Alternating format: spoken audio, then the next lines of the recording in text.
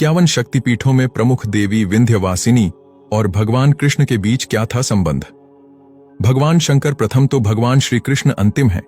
संपूर्ण हिंदू धर्म इन दोनों के ही इर्द गिर्द घूमता है। भगवान श्री कृष्ण को पूर्णावतार माना जाता है, अर्थात जो हर तरह से पूर्ण है, और जो पूर्णत विष्णु ही है।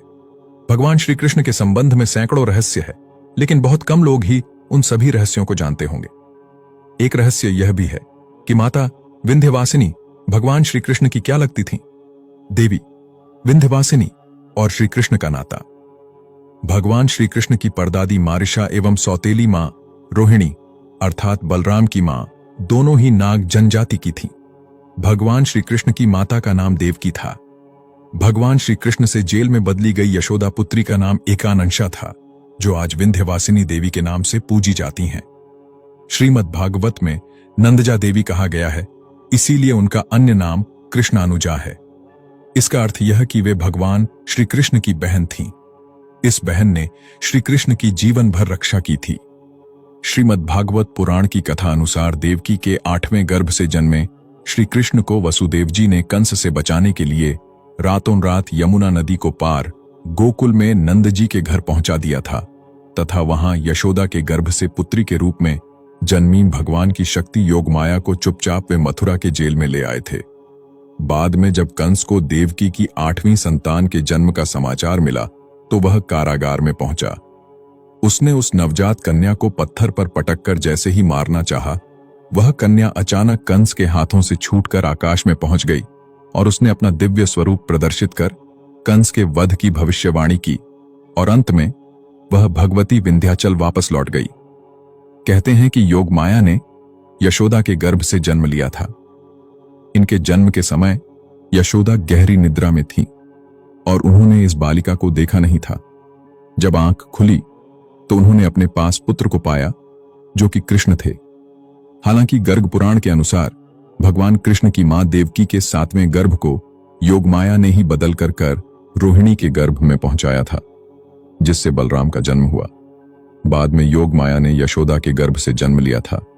इन्हीं योगमाया ने कृष्ण के साथ योग विद्या और महाविद्या बनकर कंस, चाणूर और मुष्टिक आदि शक्तिशाली असुरों का संहार कराया, जो कंस के प्रमुख मल्ल माने जाते थे।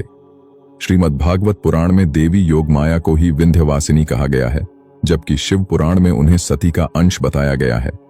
भारत में विंध्यवासिनी देवी का चमत्कारिक मंदिर विंध्याचल की पहाड़ी श्रृंखला के मध्य मिर्जापुर, उत्तर में पतित पावनी गंगा के कंठ पर बसा हुआ है। प्रयाग एवं काशी के मध्य विंध्याचल नामक तीर्थ है, जहां मां विंध्यवासिनी निवास करती हैं। यह तीर्थ भारत के उन 51 शक्तिपीठों में प्रथम और अंतिम शक्तिपीठ है, जो गंगा तट पर स्थित है। यहाँ 3 किलोमीटर के दायरे में अन्य 2 प्रमुख देवियां भी विराजमान हैं। निकट ही काली खोह पहाड़ी पर महाकाली तथा अष्टभुजा पहाड़ी पर अष्टभुजी देवी विराजमान हैं। हालांकि कुछ विद्वान इस 51 शक्तिपीठों में शामिल नहीं करते हैं, लेकिन 108 शक्तिपीठों में जरूर इनका नाम मिलता है। शिव पुराण अनुसार मां विंध्यवासिनी को सती माना गया है। सती होने के कारण उन्हें वन दुर्गा कहा जाता है।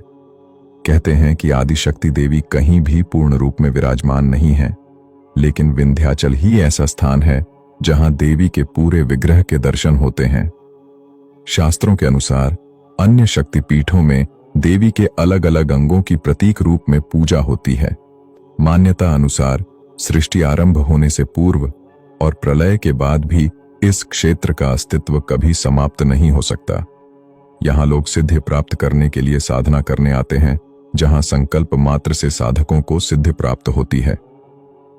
मार्कंडेय पुराण श्री दुर्गा सप्तशती की कथा अनुसार ब्रह्मा, विष्णु व महेश भी भगवती की मातृभाव से साधना और उपासना करते हैं, तभी वे सृष्टि की व्यवस्था करने में समर्थ होते हैं। हर हर महादेव, जय विंध्य भवानी।